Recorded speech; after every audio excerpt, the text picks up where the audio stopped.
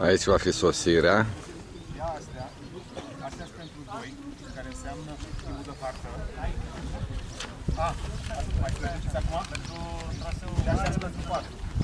Păi și unde sunt? 4. Uite, vină cu domnul Șerban. Pentru 4 care sunt? Ia și pe, ia-mi eu. Aici sunt cei care încurcă și descurcă hârtiile.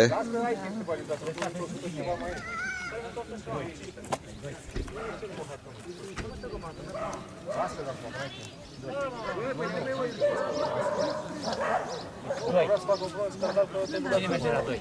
Cine merge la 2? Mai eu? Da. Bine, Gabi!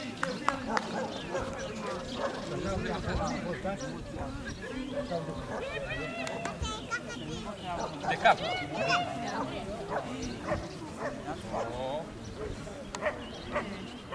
Frumos.